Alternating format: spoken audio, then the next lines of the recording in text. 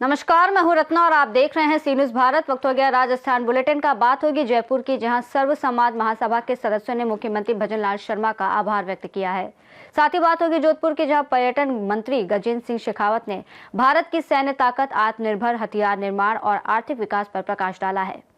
भरतपुर में सारस चौराहा पर एलिवेटेड फ्लाईओवर और 5 किलोमीटर सर्विस लाइन रोड के लिए बजट स्वीकृत होने पर सर्व समाज महासभा ने मुख्यमंत्री भजनलाल शर्मा का धन्यवाद व्यक्त किया। महासभा के जिलाध्यक्ष ओम प्रकाश सिंघल ने कहा कि ये परियोजना शहर की यातायात व्यवस्था सुधारने और विकास को गति देने में महत्वपूर्ण होगी।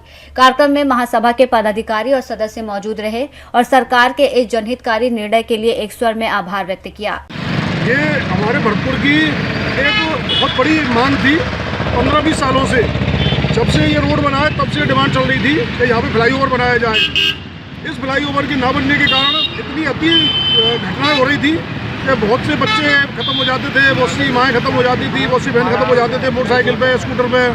और अब जो ये स्वर्णिम अध्याय भरतपुर का लिखा गया है, मेरी नज़र में तो स्वर्णिम अध्याय है।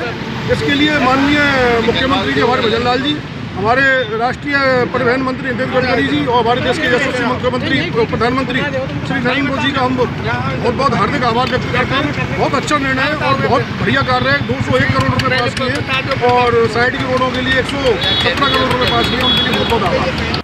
जयपुर से सी न्यूज संवाददाता भगवान दास शर्मा की रिपोर्ट। जोधपुर में अखिल भारतीय पूर्व सैनिक सेवा परिषद के कार्यक्रम में केंद्रीय संस्कृति और पर्यटन मंत्री गजेंद्र सिंह शेखावत ने भारत की सैन्य ताकत, आत्मनिर्भर हथियार निर्माण और आर्थिक विकास पर प्रकाश डाला। उन्होंने कहा कि भारत पहले आयातक था, लेकिन अब तेजस, ब्रह्मोस और अन्य हथियारों के निर्माण से आत्मनिर्भर बन गया है और दुनिया हमारी तकनीक की ओर आकर्षित है। शेखावत ने भविष्य के युद्ध तकनीकी और एआई आधारित होंगे, इसलिए युवा और नागरिकों को राष्ट्र की सुरक्षा में सजग रहने की जिम्मेदारी उठानी होगी। उन्होंने भारत की आर्थिक प्रगति और 2047 तक $32 ट्रिलियन की महाशक्ति बनने के लक्ष्य का जिक्र किया।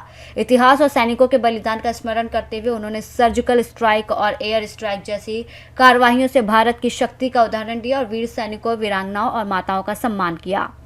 जोधपुर से सी न्यूज संवाददाता अंगद शर्मा की रिपोर्ट।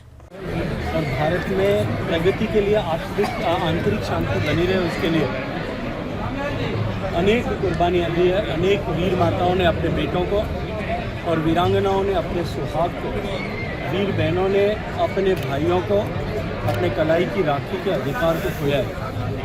आज हम सौभाग्यशाली हैं कि लघुद्योग भारती के इस उद्योग हस्तशिल्प उत्सव 2026 के अवसर पर उन वीरांगनाओं का, उन वीर माताओं का सम्मान करने का अवसर मिला और उनका सम्मान निश्चित रूप से हम सबको एक नई प्रेरणा, एक नई ऊर्जा और राष्ट्र के प्रति इस महत्वपूर्ण समय में, जब भारत बदलाव के दौर से गुजर रहा है, विकसित होने की दिशा में आगे बढ़ रहा है, हम सबको एक नया संकल्प इस विषय के लिए, इस लक्ष्य की प्राप्ति के लिए गीत गाने का दृष्टिकोण।